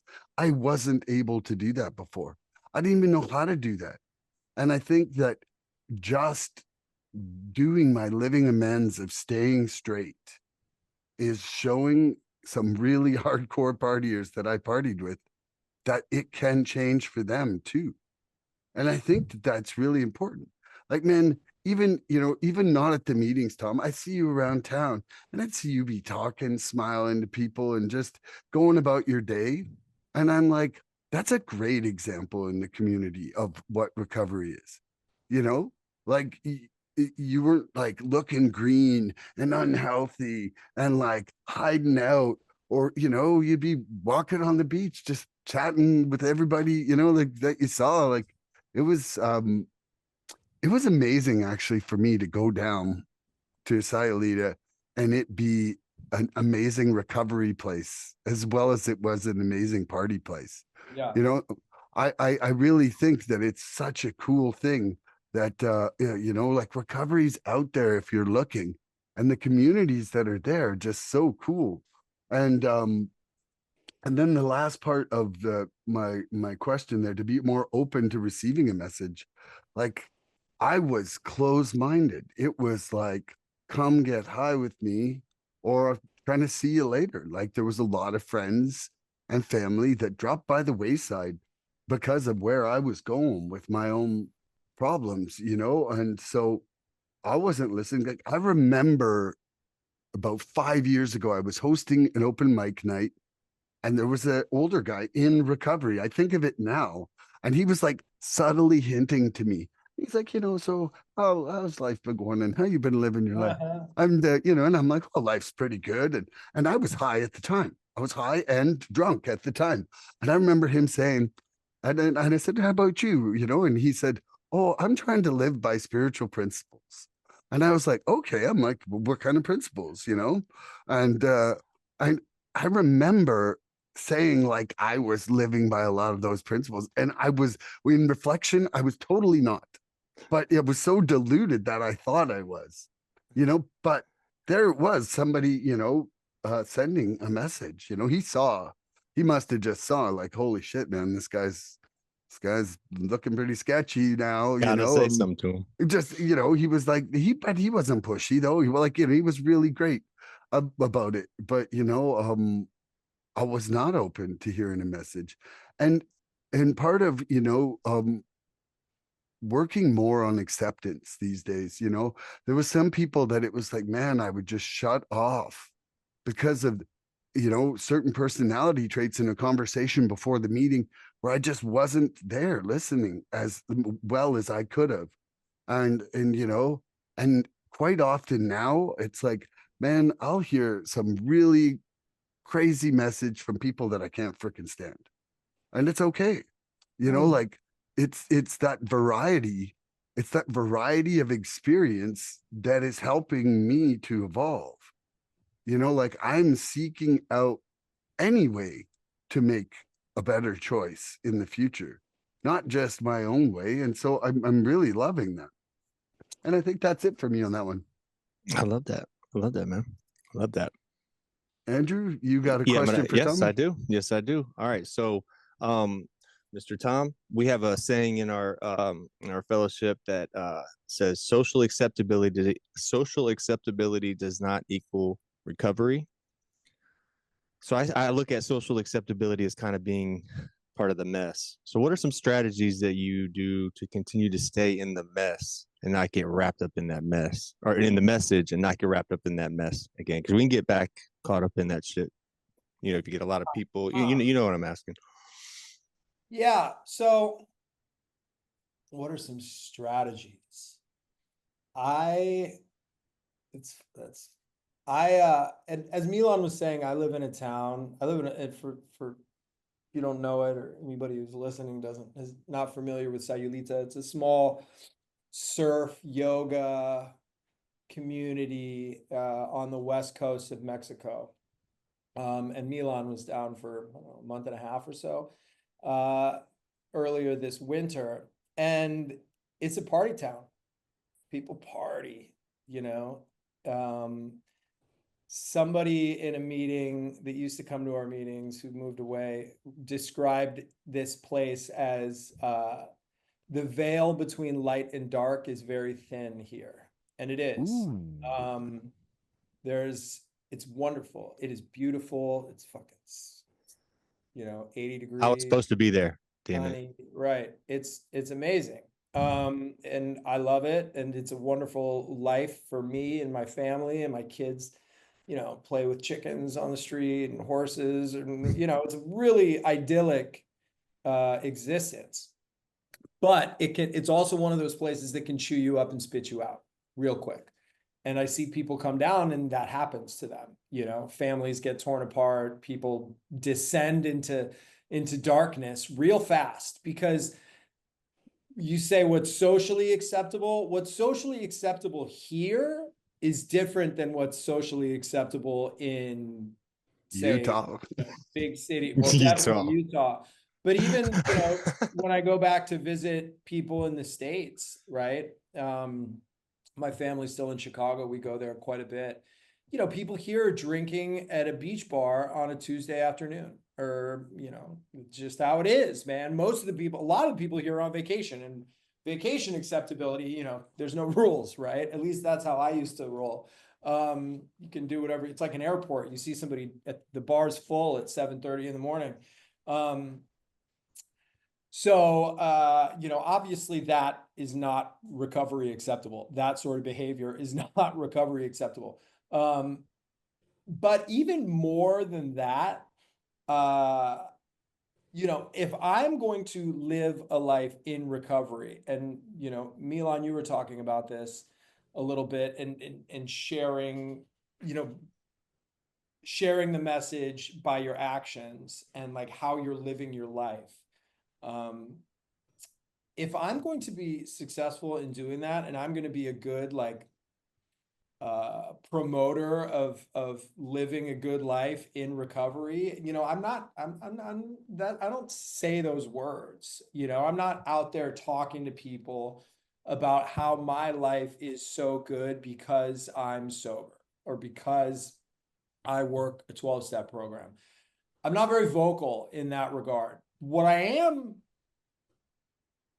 is obvious is like you said, I'm out and about, and I'm generally pretty positive and pretty happy, and I live in a place where I'm able to do that. My mode of transportation is an ATV, is a quad. I drive it around town. I pick my kids up from school. I live in a place where that's possible, and I love it. And being out, and I mean out, like not in a car, not covered, driving around town, you feel very much more connected to what's going on. You're not like locked in your little cube driving around with your radio on. You're seeing people, you're connecting with them, your eyes are connecting, you're waving. And my thing is, and I've started over the years, I've lived here for 10 years. Over the years, I've developed this habit, and now it's just how I roll, of having a smile on my face. I drive around this ATV and I see, yesterday I saw 4 people I knew and connected with them on the way out, on the way out of my road before I even got to town. That's how much interaction goes on around here.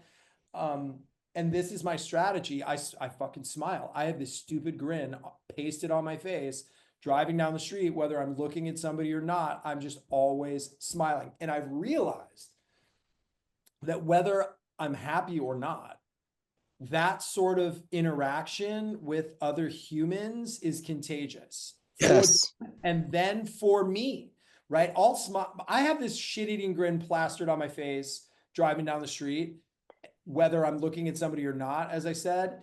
But when I connect with somebody and they smile back at me, that's where I get the like, oh, right, I'm smiling. I forgot. Like people that aren't accustomed to that, it can catch them off guard, because walking down the street in Chicago, if you smile at somebody, your first thought is, what the fuck is wrong with that guy? Like, why What they steal smiling? from me? Right. Like, why are they smiling? Weirdo, whatever.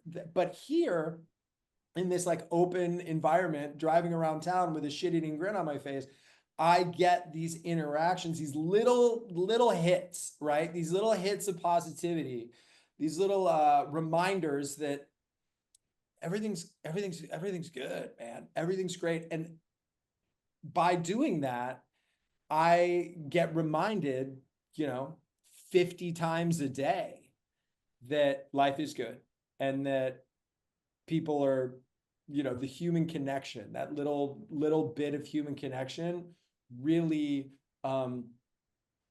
keeps me in a positive frame of mind for the most part. It's not to say that I don't have difficulties and anger and whatever else it is, like that happens for sure.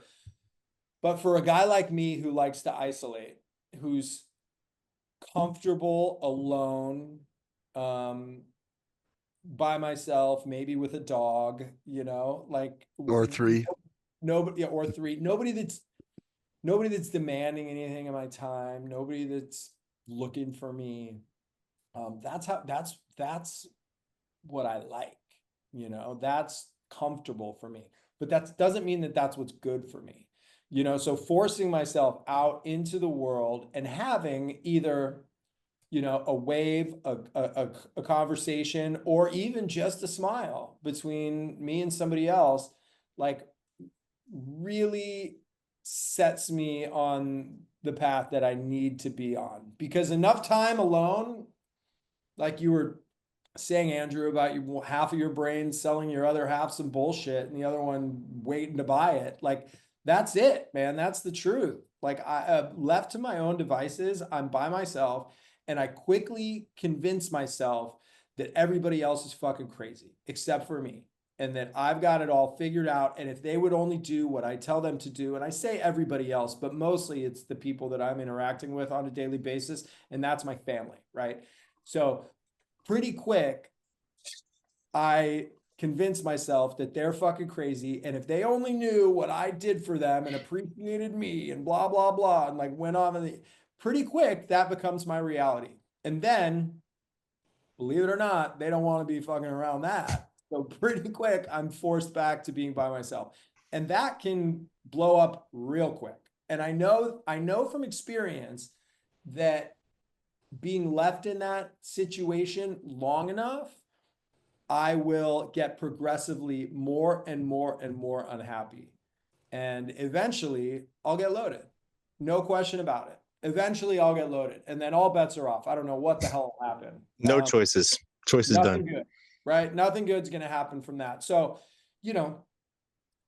getting out of that isolation and getting out in like a positive way, just the briefest positive interaction with another human being. And more often than not, my interactions with other human beings are positive, far more often than not, if I'm coming from that place. If I'm walking around all nutted up and angry and aggressive, then probably my interactions are going to tend to be more negative, but I try not to be. So the more open I can be, I have this like image of like my rib cage, right? And when it's closed in tight, like this virtual prison that I'm like locking myself into, things aren't going to go my way. But the more I'm like willing to open it up, and that's not comfortable for me, man. That is uncomfortable. Not how I tend to want to operate. The more open I can be, the better, the more I'm getting, the more is coming back to me. So yeah, short answer, fucking smiling at other people, That's my strategy, Bro, driving around on a quad with or without my kids on the back, with or without a dog on the back, just smiling like an idiot at some people. That's the ticket, man. That's how I do it. bro, I love that, Tom. I love this guy, Milan. I love this guy. I got to get your number, Tom. Just how therapeutic, and I'm gonna get ready to ask you real quick, Milan, but just how therapeutic that smile is. Even if you're not in a good mood, if you're smiling and you smile at somebody else, when they smile, you're gonna be put in a good mood. Yep.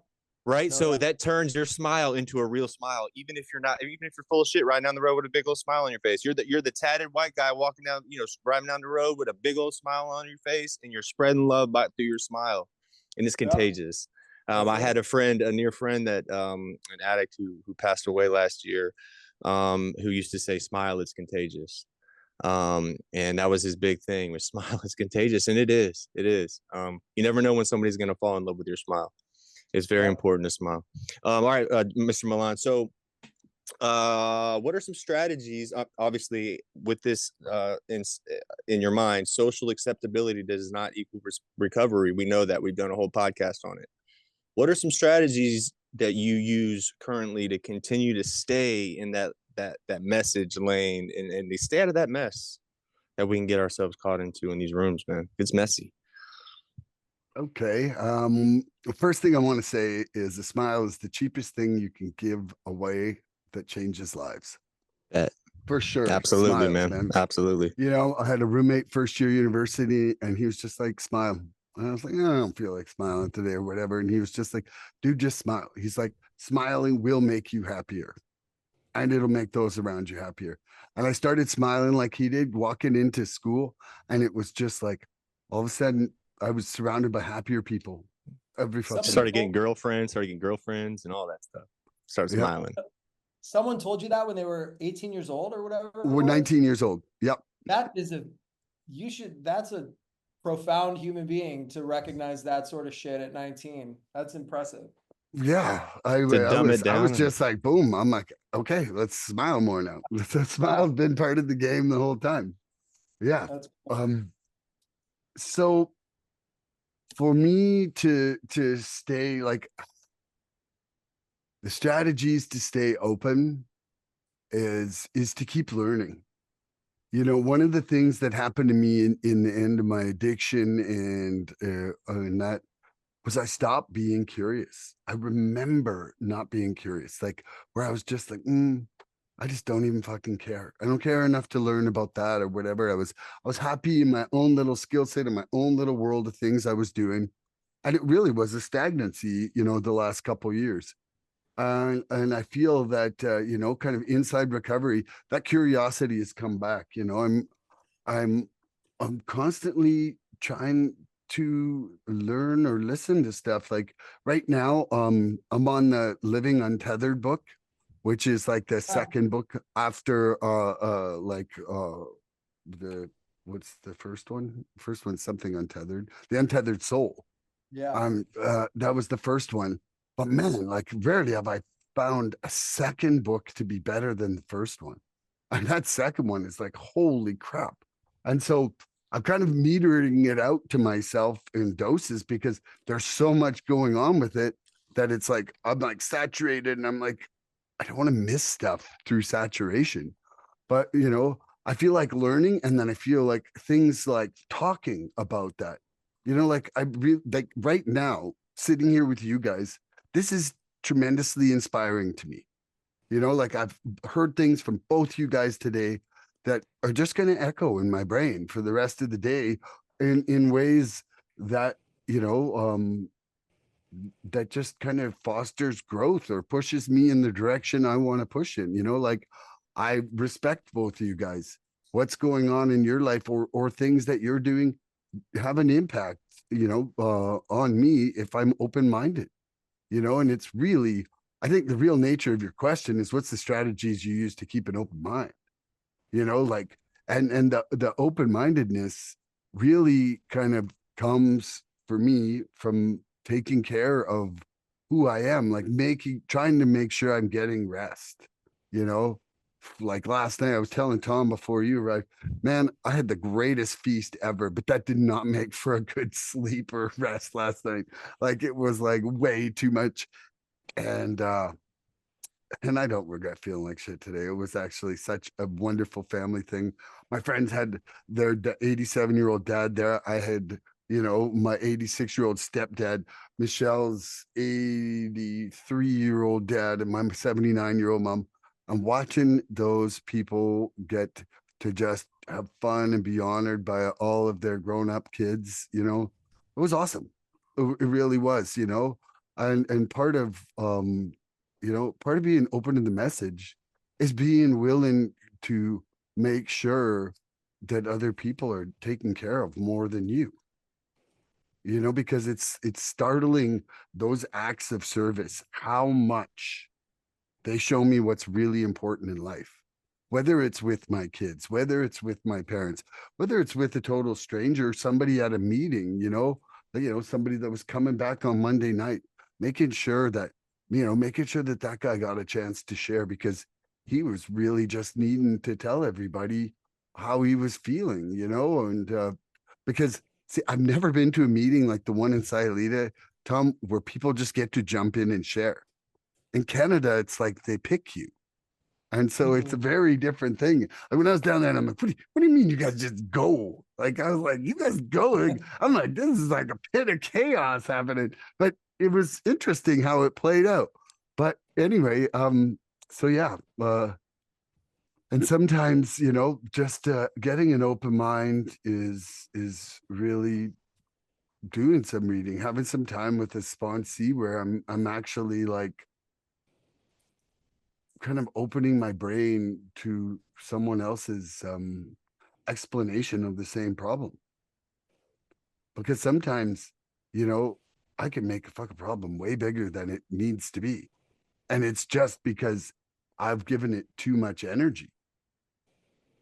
Yeah, I think I don't know if that answered it or not. I got no Bro, clue, but I that's what, did. It did. I love it. It wouldn't matter even if it didn't, man. I love you so much. All right. Yeah. So, man, y'all hit on a lot of things that I love, and I love y'all today and every day. But look, drugs. And have you ever heard of this, Tom? That religion is for those who don't want to go to hell, and spirituality is for those who've been to hell and don't want to go back. You ever heard that? I have heard that saying. It's a good. So I try to stay tapped in spiritually, man. I've learned how to pray.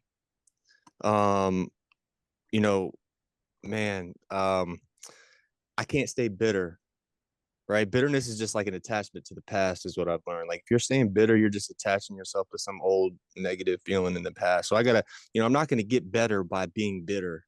I'm gonna get better by being better, right? I'm actually, if I, the act of being better.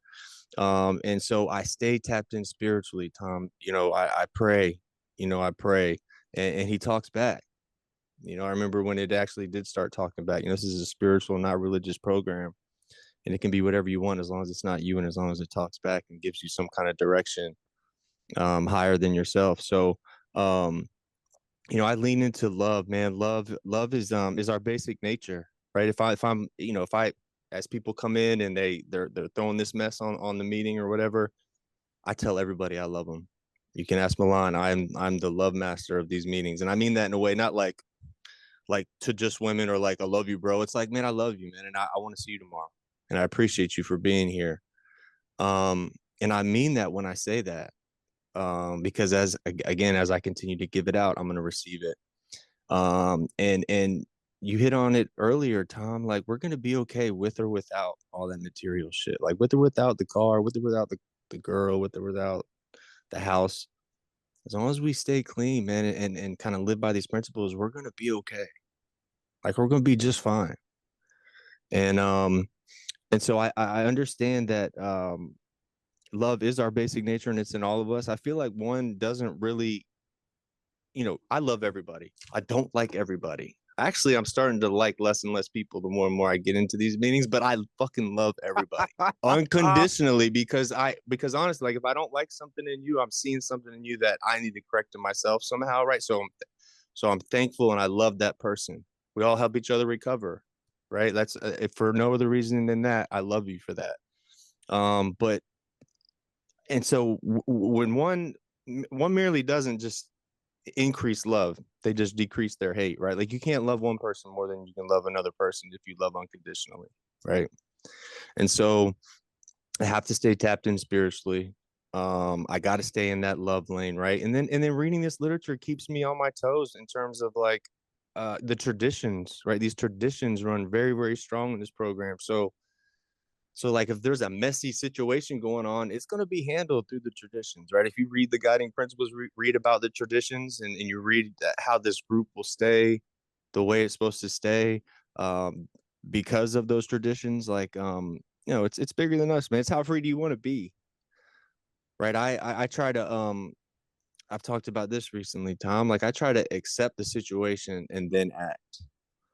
Like not act and then try to accept the situation now because I've acted inappropriately, right? I try to accept every situation as if I almost willed it to be that way, right? And then act, lean into that situation instead of away from it. It's just a different way or mindset to think about it. It's like if you want to fly, Tom, you got to let that shit go that's weighing you down, right? You've got to let those weights go. And so I come in here and I approach everything with love, man. I know if I approach every situation or every person in a loving way, regardless of the outcome, I'm going to be okay.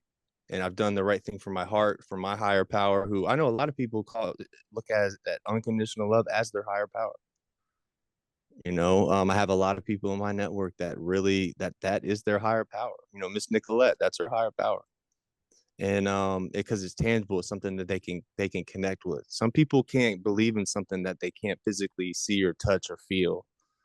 But you talked about it. It's that feeling. It don't have to be Jesus with long hair that walks on water, right? It's that feeling that you get. It's when you're being of service to somebody. It's that otherworldly feeling that you get when you're doing something. Goodwill, what was goodwill in my life when I was in active addiction? I have goodwill in my life. Like I'll pick up that piece of trash and not walk over and throw, I'll pick it up because I know who has to pick it up if I don't. In active addiction, I was throwing a piece of trash on top of it, spitting on it, right? And like get the fuck out of here, right? So what is goodwill? It allows me to make amends to myself every day and know that I'm enough today, right? If I pick up that piece of trash, I know somebody's looking. I don't care who's looking. God's looking. And so it allows me to make a living real-time amends to myself every day and keeps me, that step 10 is God's gift to me, man. Because I can daily inventory that bitch and not sit in my fucking stinky ass diaper, man, which I used to be comfortable in. I used to be comfortable sitting in that shit. Bring on more shit, and because the more hectic it is, that's our environment that we get used to. It's like, because our thought processes are pinging everywhere in this activity. Our mind was, there's no organization going on up there. There's no organization or thought process to like how it's going to affect you. It's damn sure ain't I'm worrying about how it's going to affect you. I'm not even worried about how it's going to affect me, let alone you. Right. So I try to stay enthusiastic about my program. Right. It keeps me current. Right. If I stay enthusiastic, my sponsor even says enthusiasm is like the common cold. Like we got to stay subjected to it to keep that common cold, right? Because if we stop going to meetings, stop talking to our sponsor, that's when we get complacent. The complacency will kill.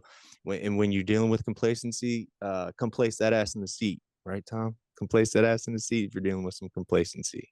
See how the word, it kind of is the same word. Look, you do my sponsor's like, bro, I feel like you're getting a little complacent. You need to complace that ass in the seat.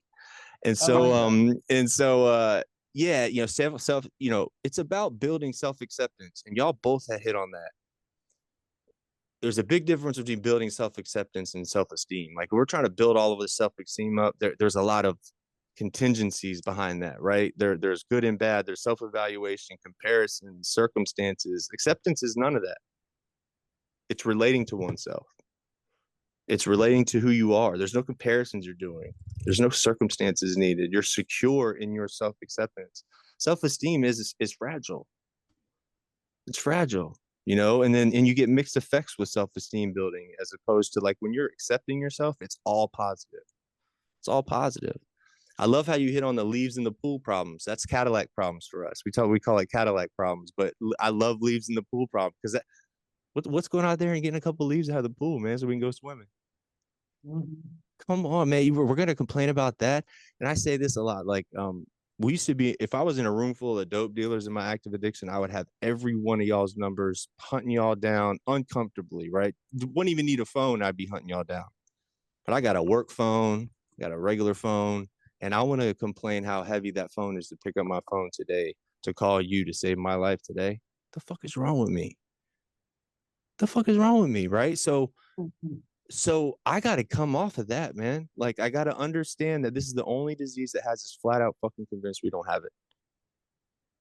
Has us convinced we don't have it, but it is also the only one that we can talk ourselves out of. And it is also the only one that when it's treated properly leaves the individual in a better off position than if they even had the fucking disease to begin with. So once you realize that shit, man, I was able to go, okay, there's people going out of this world every day that don't ever have a clue what is wrong with them. And I know what's wrong with me. Now I got a practical means to get to where I need to get. Now I got an open book test. I don't even got to study for this test. I just got to work on myself just for today, just for right the fuck now. And staying clean must come first, man. If I put a drug in my body, I have no choices. My choices are out of the window, man. I don't have a choice at that point.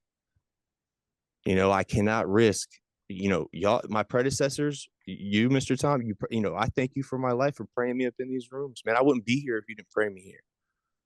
And so I can't risk going back out, living under a bridge, and one of your prayers scooping me right back up, because it scooped me up, man, brought me and sat me down and said, just shut the fuck down, man. Like, take the cotton out of your mouth, or your mouth, and put it in your ears, right? Or excuse me, the other way around. Because they just listen, and stop using drugs. If we want to know how to use, we'll ask you a question. And so, man, it's uncomfortable at first, yes. but push through that pain, man. The magic you're looking for is in the work you're avoiding. So whatever that thing is that you don't want to do, that really hard, tough thing you got in the back of your head that you've been avoiding for a while, go do that. You'll feel a lot better, man, when you get done. That there's magic on the other side of that thing you're avoiding. So I'll pass it to you, Mr. Tom. Just wanted to check in. We're just under 2 hours. Do you got time for one more question, Tom? Yeah, I've got about 15 minutes. Yeah, Okay, about we'll 10, call it 15 the minutes. lightning round. So Okay, you ask cool. me a question. Okay. Well, I'm going to use this opportunity to work in my favorite topic. Your So I will favorite ask you- topic? Yeah, it's my favorite topic. And the next podcast. I will say, Milan, what is the most important attribute for you to have for yourself going through your day, and why is it humility? Okay, here we go. I got a 3-minute timer on. Most Awesome. important attribute. That was dope. And why is it humility? You know what? Without humility, I just don't feel like I can actually honestly see what it is that I need to be working on with myself. You know, step 4 really was humbling to go through the first time, and to really dig deep on it. I feel that for once in my life, I had the tools of this, of the way that you break down a step 4. For anybody new out there, depending on where you are, they're going to have kind of a chart thing they're going to tell you to do. And you start with why you're mad about things, and you end up with why it's you and what part of you it is that's causing that. And for me, I think that humility is a big part of being able to actually get to the real source of that. And until I can do that, I don't feel that I'm not going through my day continuing to lie to myself. And, and then another part that humility plays in is, to humbly ask our higher power to remove these defects from us. Well, guess what? I was no good at getting rid of my addiction on my own. And it turns out that I'm actually pretty equally as shitty as getting rid of my defects on my own. And so I need all the help I can do. So I need to be, humble enough and have enough humility to be able to get the help I need from whatever's out there in the world. And, I love it. Yeah, there we go. Okay, Andrew, here we go. Clock's rolling. I saw you. Yeah, I saw your clock. I didn't know your clock wasn't. I'm sorry. So we have a saying in our fellowship that humility is as important. Humility and recovery is as important as food and water is to like life. So as soon as I think I got this thing figured out, I'm done. I have to understand that I'm not the only thing that is making this whole thing go around, and that my best critical thinking and decision-making process got me here. So I got to stay humble, and being humble and asking for help is not a sign of weakness, Tom. It is not a sign of weakness. If somebody has something that you want, it's how people get in places in this world. I didn't know that till I got clean and I started seeing things for what they are. If somebody has something that you want, ask them how they did it. We say it all the time, Mr. Milan. People love talking about themselves, don't they, Tom? Yeah, they do. Somebody has something that you want. Welcome to it. Welcome to them with a smile, right? With a smile, and ask them how they did it. I guarantee they'll tell you how they did it. They'll even tell you the secret sauce behind it, and they'll tell you they'll make you better at how you want to do it than they are. If you ask them, you got to be humble though, man. Asking for directions when you're lost is not a sign of weakness, guys. It means you just want to get in a better place in your life, right? And so I ask for help, man. If I see somebody that's doing something that I want to, or that I need, or in my life, or I want to adapt into my life, I ask them how they did it. And it's not about taking what they have, right? This is one of these spiritual principles that we learn when we do a little bit of work on ourselves. Look, you're going to come and do a 12-step program and A, not work the 12 steps of that 12-step program, and B, not read the literature. What are you doing? Right, Tom? Like, what are you doing? What are we doing? Are we here to what the hell are we doing? And so a lot of these questions and stuff that we ask, we learn because we read and we listen to each other. If you just come in here going, this place isn't getting me off drugs and not helping me stop drinking. Again, the most dangerous spectator sport in the world, guys. We're not going to sit around and think that the race car is going to become us, man. It just doesn't work like that. So you got to get in it and you got to jump in that pool and you know, you got to live this program. It says in my literature that we never seen a person who lives the NA program relapse. Close quote. Living something does not mean A day, B day. You know what I mean? It doesn't mean, hey, we got social studies, math, and science on this. No, we got to do all that shit from the time in our sleep. We need to recover. I've had meetings in my ear for days just because I can't hear myself talk because, again, I'm selling myself bullshit. And today I'd much rather be sitting in a Narcotics Anonymous meeting or one of these platforms thinking about using drugs than sitting in a fucking trap house or a drug house thinking about being in one of these meetings or one of these platforms talking about this. It's a whole different place to be, man. Boom. I'm done. Boom. Okay. Boom. Tom, get on it. So yeah, like I said, humility is my favorite topic. It's elusive. That's what we're doing next time then. Right? It's elusive. It's hard for me to remain in a place. And by humility, I mean not being too high nor being too low on myself, you know, realizing that I'm a worker among workers.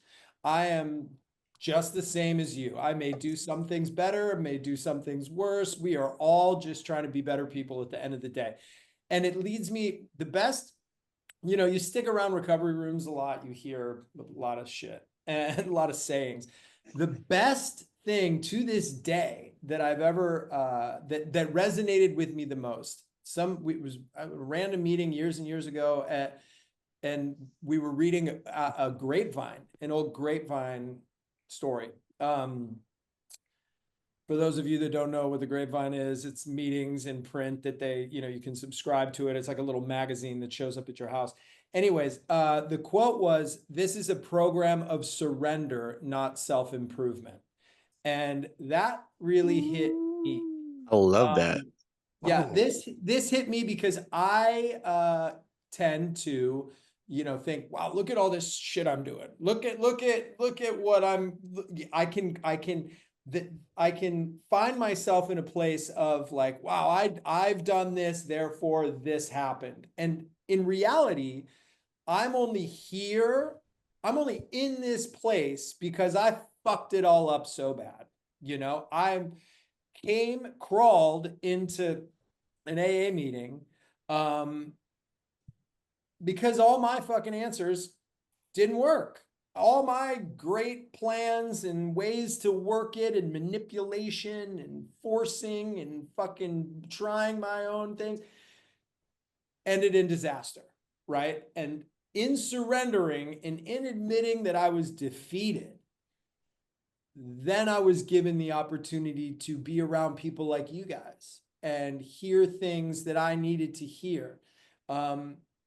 And implement those things in my own life. These were not my fucking ideas. You know what I mean? I did not think that, you know, creating a list of my defects of character and making amends to the fucking people I hurt would grant me this freedom. I didn't believe that. That wasn't my idea, you know, but in surrendering, I'm given the opportunity to have a greater life. And as long as I can remember that, if I can keep that shit top of mind, then I don't get too full of myself. I don't get too down on myself. I stay right where I need to be. And, you know, I have the opportunity to live a great life. Boom. Love that. Can I say one thing before you close it out, Milan? Look, Yeah. what you said, I wake up every morning. I thank God for waking me up and giving me my self-will back. And then I give that shit right back to him, man, because I don't want that self-will, bro. Because my self-will got me here, man. Like I thank God that, hey, I woke up now because you allowed me to wake up. You allowed me to wake up when you saw fit. Now when somebody's telling me to, thank you, and thank you for that self-will back. Now please take that shit back, please. And then I pray right back. I pray right back to him. I love it, man. I gotta say that is the best quote I've heard all year, dude. This is not a program of self-improvement. It's a program of surrender. So Surrender. everybody out there, Tune in next episode for more recovery fun. Bye, guys. I love Love you. y'all. Love you, Thanks love for you, coming love out, Tom. Please help us help others. If you like what you've seen here today, please subscribe and share this podcast and help us get to 100 followers. We're looking for interaction with our audience. So please email recoveryfreedomrising@gmail.com or contact Milan South Okanagan Starcic on Facebook with questions, topic suggestions, or just comments. We'd love to hear from you.